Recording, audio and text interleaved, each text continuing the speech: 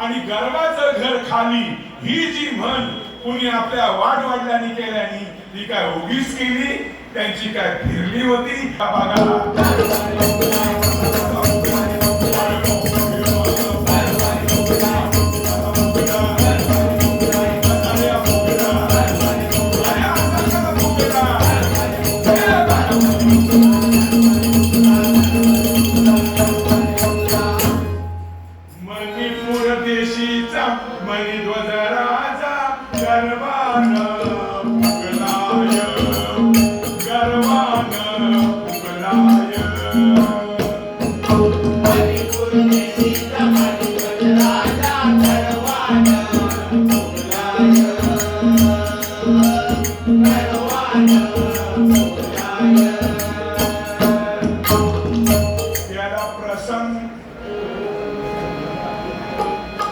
त्याला शंकर झाला प्रसन्न म्हणून गर्वान फुगलाय, गर्वान फुगलाय.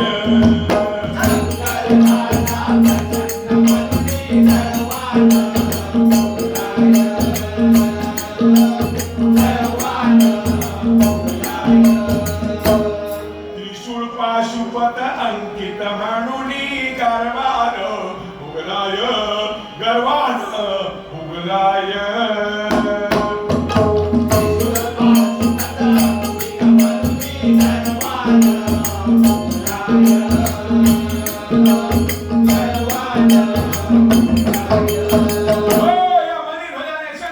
प्रसन्न करून घेण्यासाठी 100 वेळा अग्निकुंडात जाळून घेतलं. उत्तर दिल्याने वाटत बघा भावाची दया तसे भाव लागतं ना.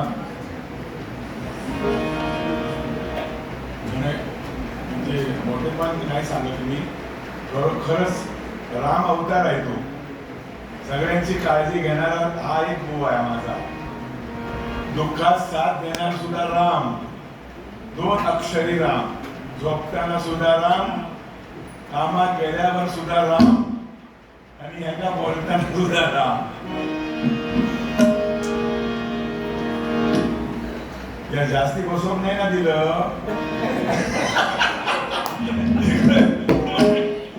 मजा म्हणा. 100 वेळा अग्निकुंडात जाळून घेतलं आणि 10 वेळा आपलं शिर कापून त्याच्या पायावरती वाहिलं. त्रिशूळ पाशुपत सगळे अस्त्र मिळवली आणि राज्यात शिवालय तेवढी ठेवली आणि शिवाला न भजणाऱ्या प्रजेला राज्याबाहेर हाकलून दिलं. म्हणलं आउट,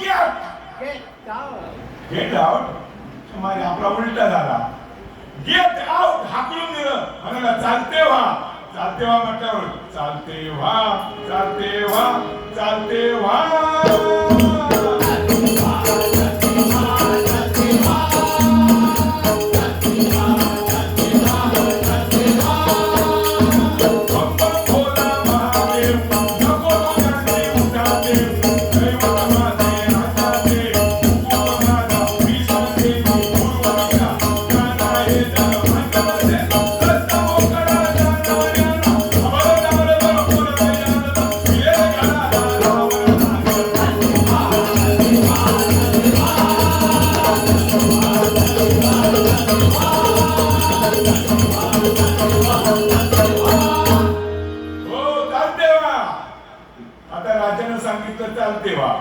आता समजा नवरा बायकोचा काहीतरी भांडण झालं, वाईट काहीतरी कुरबुरला,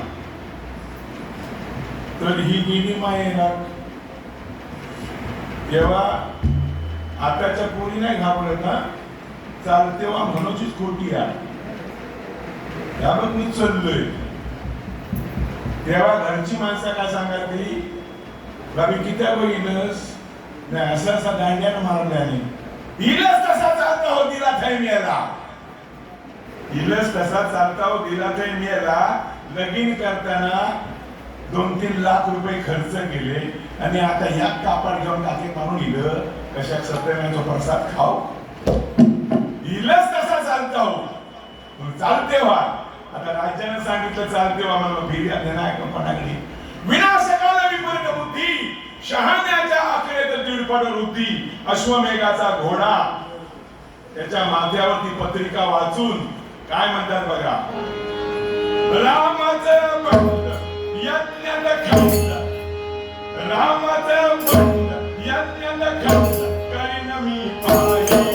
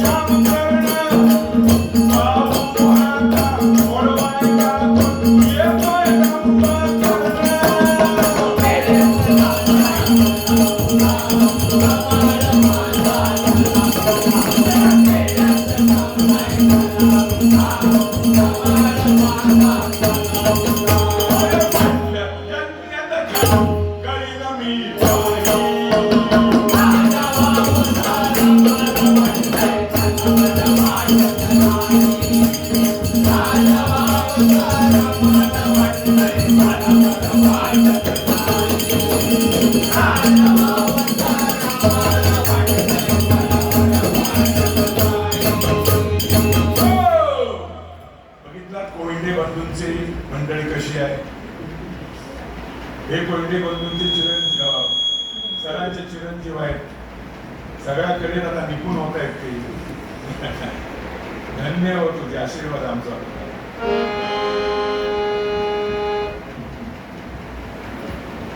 म्हणजे थोडं वाटतंय की नाही तुम्हाला सगळ्यांना ऐकणाऱ्यांना. तुम्ही ऐकलेलं आहे बारूड जशाच तसं हे कोयटे बंधूंची मंडळी आणि हे आमचे सगळे याच्यामध्ये कावले आहेत, मामघाडी आहेत, ही सगळी जामशेटची मंडळी आहे. बुवांचे सहकार्य साथ कराले बाबांनी. घोडा बांधलेल्या समाजा शक्य करा या दूता धाडीले लक्ष्मणाने आणि शक्य न करता उलट उत्तरे दिली मनी ध्वजाने. ओंजळ भरुनी भस्म होती दूताच्या डोईवरी आणि त्रिशूल तापवून डाग दिला त्याच्या पाठीवरी. म्हणे मी सांगतोय तसा निरोप जाऊन लक्ष्मणाला सांग आणि परत जर फिरून आला असलास तर तुझी हातात मोडून देईन टांग म्हणतात. आता नुसती मोडली असती तर केम मध्ये गेलो असतो. आता हातात दिल्याच्या नंतर हापकिन मध्ये सुद्धा जाऊन काय उपयोग नाही.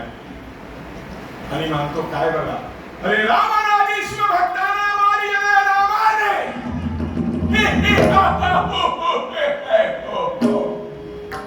पार्था धनंजया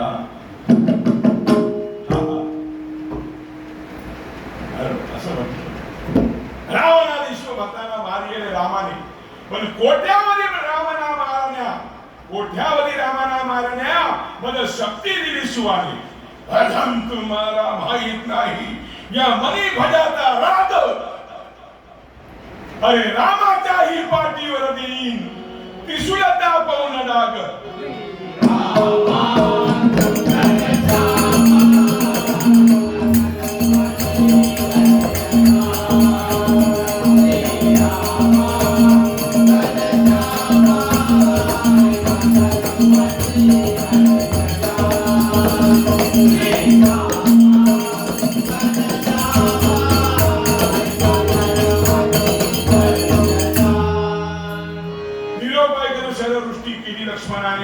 आणि त्रिशूलाला आव्हान केले मणिध्वजाने.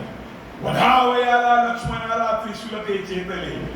वधावयाला लक्ष्मणाला त्रिशूळ ते चेतले आणि हनुमंताने हाती पकडून भैरव रूप घेतले. भैरवाच्या रूपात हात जोडून मध्ये उभा होता आणि त्याला नमन करू लागला. काय म्हणतो बघा, जय शंकर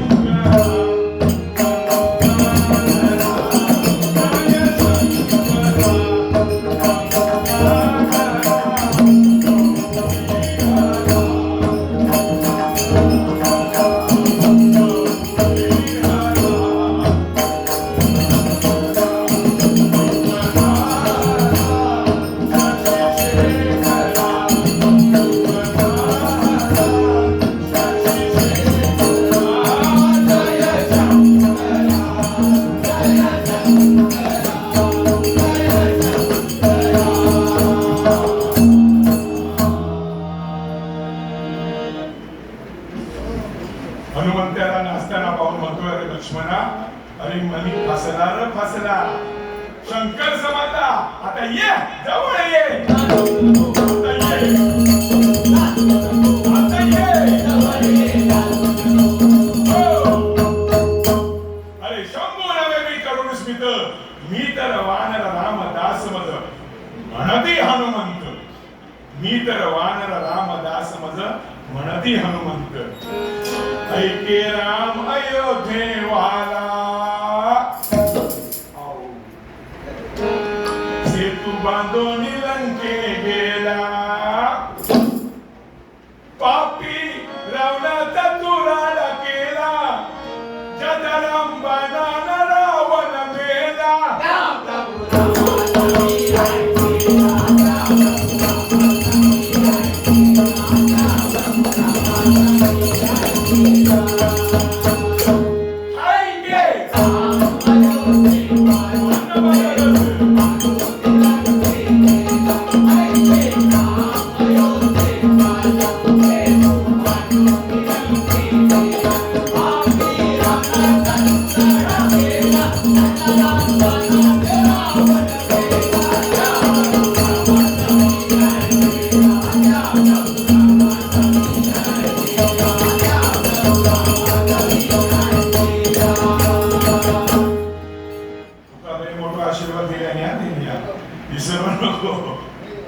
पाहुणा त्यांचो हे पार्वतीचे पाहुणे कसले भावांची म्हणून एवढं मोठं आशीर्वाद माका दिला काय देणार आशीर्वाद दिला ना की ह्यानं नाही केला तसं नाही. आणि शियाला रामचंद्र की जय, बोलो लखनलाल की जय. आणि मग अरे शिमग्याता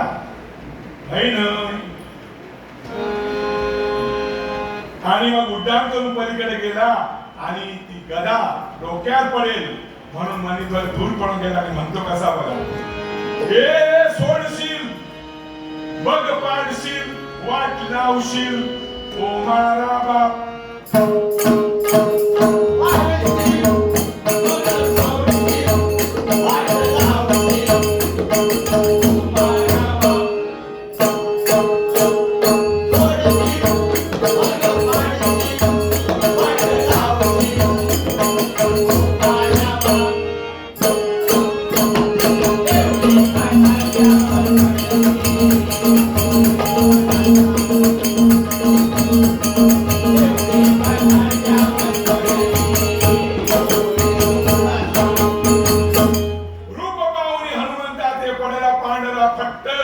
आणि थरर कापू लागला मारी अधिक कासोटी घट्ट. मणिध्वज कासोटा घट्ट. हनुमंत म्हणे मणिध्वजा श्री रामाचा द्वेष करून तू जपतो शिवनाम आणि तो तुझा शिव अखंड जपतोय ओम श्रीराम जय जय राम. मरणाच्या भीतीने सोडी पाशुपत मणिध्वज त्याच्यावर आणि वज्र देई हनुमंत तेही झेली छातीवर. एकाच फटक्यात मोडून टाकला मणिध्वजाचा रथ. हात सोडून पाळत्या पाठी मणिध्वजाची गत. हनुमंताचं पाहून बल, हनुमंताचं पाहून बल मनी जीव घेऊन पळ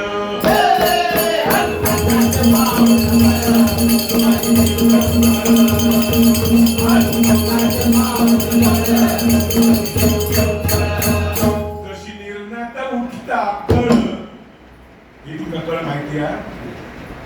आता माणसाची भाजी आहे ती जर एखाद मुंबई वाल्यानंतर ती माणसाची भाजी खाल्यान तर मग पोटात नुसतो दर्याची लाटा मग एमर्जन्सी जर वार इलो तर जुनी म्हातारी माणसा तो उपाय सांगलेलो असेल. जुनी म्हातारी माणसा त्यावेळीची तो आपणाला काय करू हरकत नाही. आता एवढ्या समजा याच्यात जर एखादी कळ मारून येईल तो बिचार खय शोधणार आणि कोणाक विचारणार. राजीनामा नेता मग एखादी म्हातारी माणसाने सांगलेलं आठवणीत येतात. काय करायचा झोपी लावायची बोंबी एका मग ते ऑटोमॅटिक थांबतात.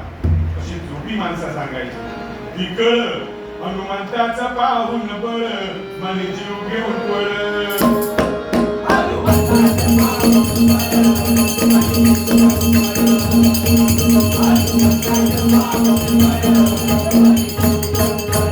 आणि हर हर महादेव म्हणत शिवालयात घुसला आणि शिवलिंगावर डोकं आपटीत रडायला बसला. शिवलिंगावर डोकं आपटीत रडायला बसला आणि काय म्हणतो बघा देवा मला याच्या हातून वाचवा हो देवा मला याच्या हातून वाचवा हो देवा मला याच्या हातून वाचवा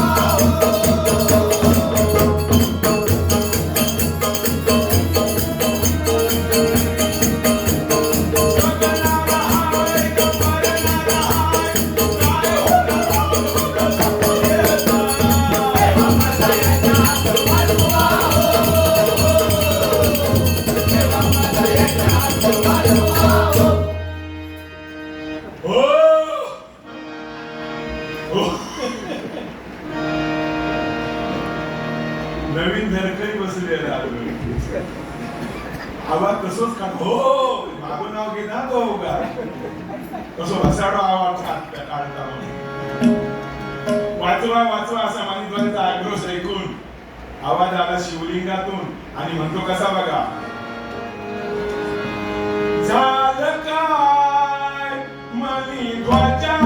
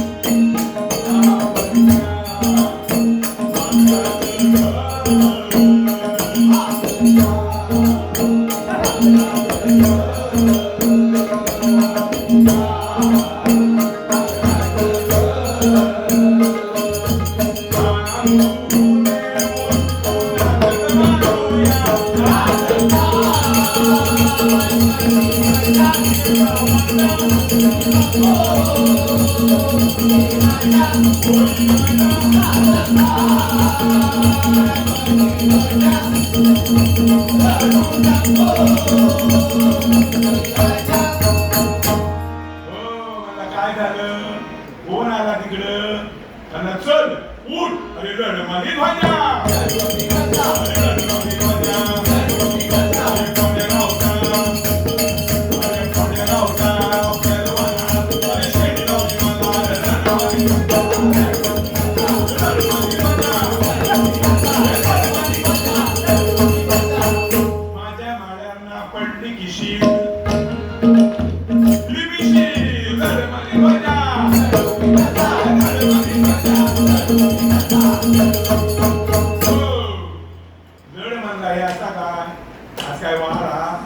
लढायला पाहिजे हिम्मत घेऊ आला आला शिवशंकर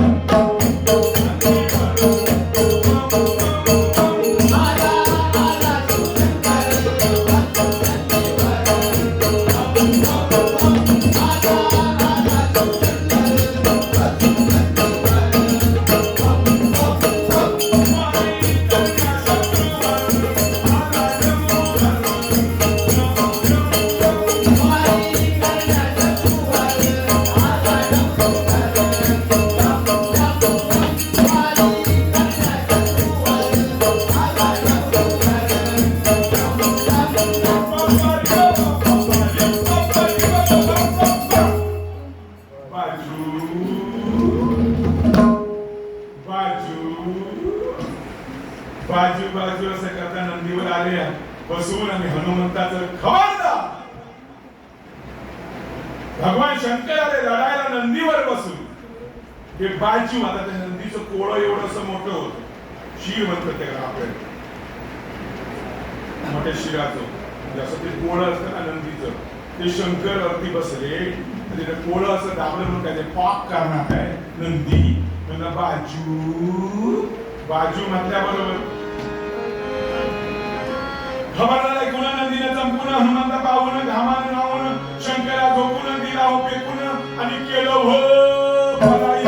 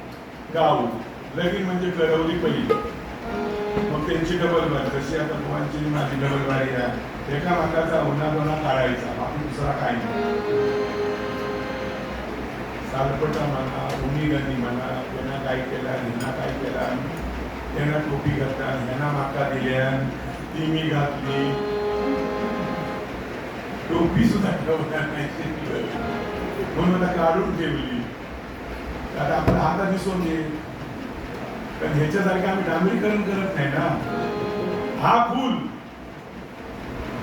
हा केसा फूल म्हणजे आमच्यासारखं भूगोल नाही झालेलं याचा सगळा फूल आपण त्या महिन्यात डांबरीकरण करू झाला डांबरीकरण समाजा तुमका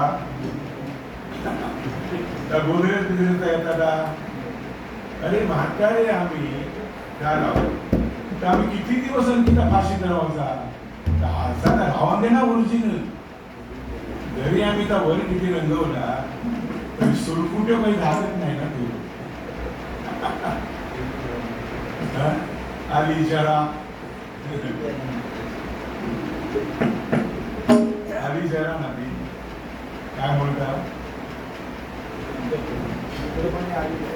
हा वृद्धपणी आले जरा शरीर कापेल धरा या असाच असतात. वय झाला ना की मग मानेचो बॅलन्स रवत नाही, हाताचो नाही. आता आम्ही काय करायचं नाही, ती विलासच नाही. परमेश्वराची ती पद्धतच म्हणजे परमेश्वराने दिलेली ती देणगी आहे. म्हातारपणात लांब लोंबता कृष्णायू भरत भरा वाजे वायू तुका म्हणे आता तरी स्मरा वेगे हरी हरी. त्या शेवटच्या टाइमात नवविधा भक्तीमध्ये जे नाम सांगितलेलं ते शेवटच्या अंती तरी परमेश्वराचं नाम या मुखातून यायला हवं. तर आपण त्या ह्याच्यातून मुक्त झालो. तेव्हा वाटवलंच मला की शेवटच्या तरी अंती माझं नाम, तुझं नाव माझ्या मुखातून आलं, मी धन्य झालो. आता काय मला जाव काय हरकत नाही. मोठे महारथी राजा बिजा झाले, एवढी धनसंपत्ती कमवल्यानी प्रधान म्हटलं, प्रधानात विचारता की बाबा ह्या सगळ्या मी कमवले तर आता काय करणार? तो म्हणता या हरच राहणार. तेव्हा जाताना जर मला तिरडे तुम्ही बांधलास तर माझे हात बांधू नको, असे उघडे ठेवा, म्हणजे लोकांना वाटो काव्या की मी खाली आज चाललो. येताना येईलच घटमुठी ढाकून आणि जाताना जातो शाप पुढे टाकून. जो लोकांना समजू काव्या मी काही नेत नाही, या सगळा हयच त्या भगवाने सांगण्याने तर बरोबर आहे. आता एवढा आपण सगळं कमावतो, बंगले तिकडे बांधतो, एशी गाडीतून फिरतो, त्याच्याबरोबर कुत्रे सुद्धा फिरतो, श्वान यांचा सुद्धा केवढा नशीब हो. रस्त्यावरच्या तुकडं मिळत नाही आणि हे एशी मधून फिरतो, म्हणजे केवढे नशीबवान बघा. पण एवढा सगळा कमावलेला वैभव असून सुद्धा एका खड्यातच आंघोळ घालूची नाही. ही आपली मानव देहाची परिस्थिती आहे. हा माणूस दे जन्माला येतो, काय घेऊन जातो काय सुद्धा फक्त नाम. नवविधा भक्तीपैकी जे नाम सांगितले तेवढंच या मुखातून जायला हवं. रामकृष्ण हरी व आमच्या नेहमी सांगितलं रामकृष्ण हरी म्हणत होते आणि त्यांचा मी ऐकते. रामकृष्णाने म्हणा बघा सगळे तुमचे विकार अविकार सगळे दूर निघून तुमचा प्रोत्साहन येईल, एनर्जी येईल. पण आज त्यांना माझ्यासाठी काय केलं नाही काय समज नाही. रामकृष्णाने म्हणते तरी एनर्जी येत नाही. म्हणजे माझ्यावर तापलेलं दिसता मनापासून. म्हणजे आज काहीतरी त्यांना अवघड काहीतरी भूमिका केलेली आहे. आज माका म्हणजे गुरु म्हणजे माका निदान व्यवस्थित सोडला, नाहीतर काय वाया वायाचा करता हो माझ्यावर. पण आज धन्य बुवा मी सुटले रे बाबा त्याच्यातला. असो एक मजा म्हणून सांगितली. ढोकळा कोकळा जोडून सत्य करून यज्ञासाठी धन्य अर्पले श्रीरामाला, कन्या शुभान शोभा अर्पियल्या लवांकुशाला. रामाला 2 मुलगे होते, लव आणि कुश, म्हणून त्यावेळी रामराज्य झालं. आता आमच्या वडिलांच्या कारकिर्दीत 1 2 3 4 5 6 कधी कधी 1 डझन एखादं कोणतरी आंब्यात घोंडो मार ठेवलं ना, तो कोणाचो रे? अरे तो खालचो तो तिथं तो 6 नंबरचो तो, त्याला नाव सुद्धा माहिती नसायचं. असे तेव्हा सांगायची. अशी परिस्थिती. मग या लोकांची डबलबाजी चालू, नवरीकडची आणि नवऱ्याकडची. करवल्या लागल्या गाव. लगीन म्हणजे करवली पहिली. नागचापा सोनचापा, नागचापा सोनचापा, मलिकाय चमेलीचा रोपा, मलिकाय चमेलीचा रोपा, चमेलीच्या रोप्याखाली, चमेलीच्या म्हणजे तिच्या नवऱ्यान नवीन केल्या. आता एका गीत म्हणून सांगलेली होती म्हणता. आता लोकांना समजव का ना, चमेलीच्या म्हणजे नथ बघूसाठी चमेलीच्या रोप्याखाली शोभा नवरी मोठी शोभा नवरी. कानकापा नानकापा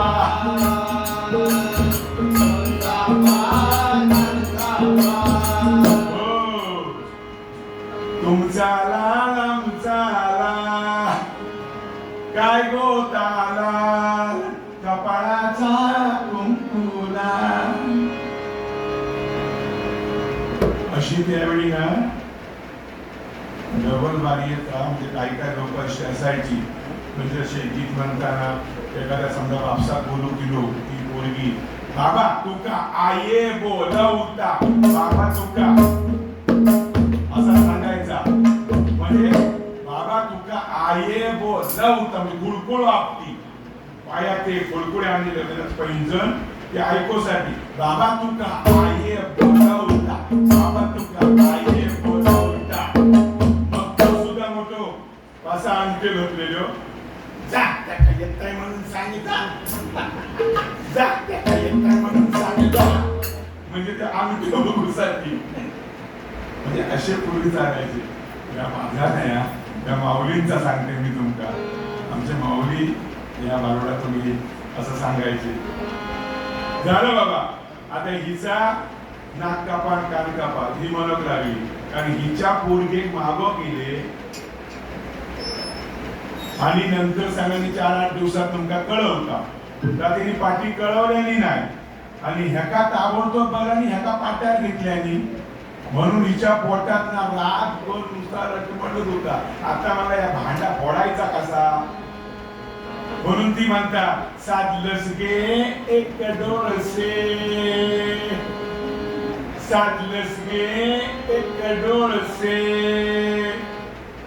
आमच्याचे बरोबर गेले आमच्याचे डोले गेले ती म्हणू लागले थांबा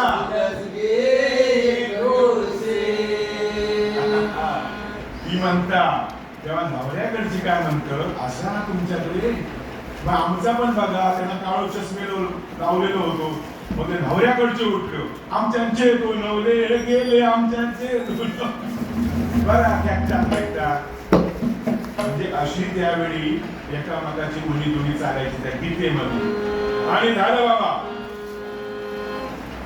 उठती जेवणावळी 5 पक्वाने गोड सीताकांत स्मरण म्हणा जय जय राम श्लोकांची चढावड आणि लग्न घटिका समीप मंगलाष्टके म्हणा चोही करून चढावड जो तो करी ठराना शुभ लग्न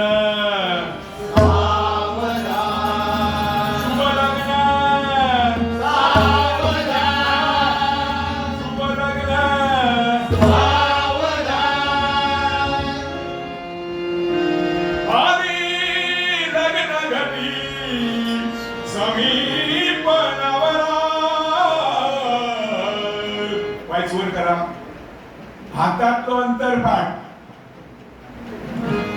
हे ओ निया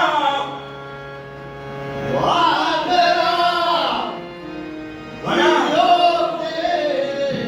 मधुवन पूजन करा अरे टेकव मांडवा तू खंदीर टेकव अंतरपणा हे धरा हे आमच्या पोरग्यांना करता की नाही अरे एवढे नामसून लिहिलेले त्यांच्या हातात द्यायचं की नाही म्हणजे ह्याची बाटली थम्सअपची हे घ्यायला काय कळतच नाही घेतात ते आपले बुचा पोटतात ती पिकं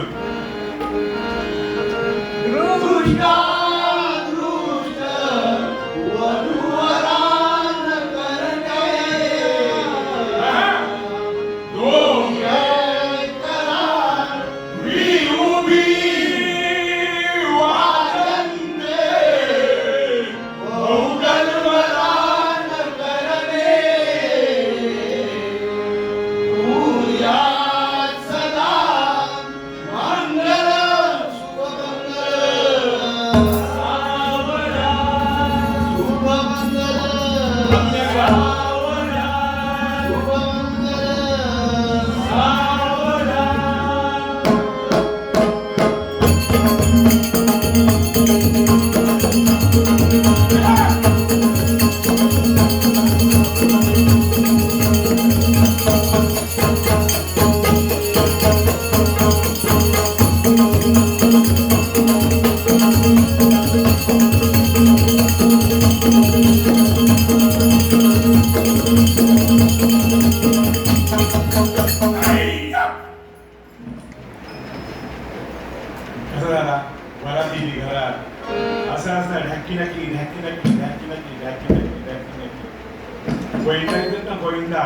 शालू बाजावर टेको पडलो ना की एखादो आजारी म्हातारो असलो लालबागचो लालबागात गोंयच्याचे फळ असायचे मग तिकडनं तो गोंयला आलो ते ढाकी नाकी करीत जायचे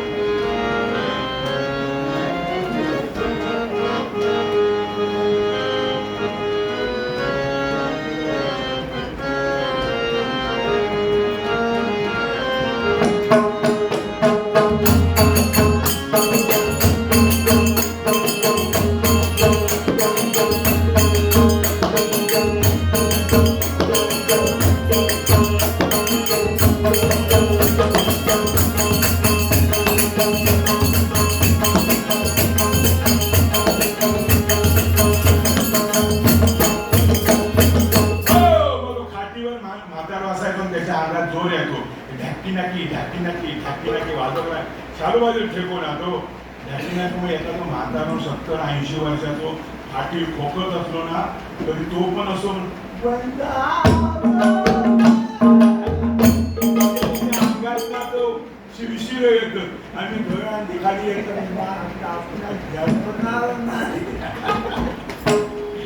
म्हणजे यावेळीची शिरशिरी काय असायची बघा म्हाताऱ्यांची ती असा यो ठेकवा आणि झालं बाबा ही लग्न शुभ लग्न सावधान झालं अशा प्रकारे लग्नाची वरात गेली घरात आणि आमचं भारूड इथं संपलं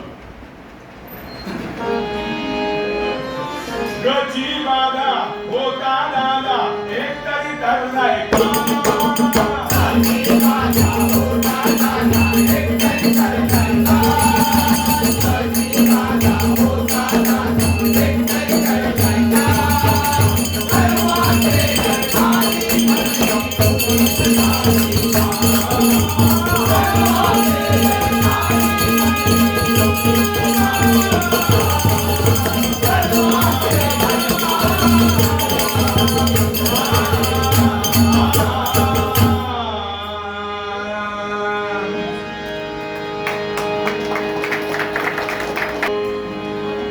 स्वामी भक्ता देऊ नको ना स्वामी भक्ता देऊ नको ना स्वामी भक्ता देऊ नको ना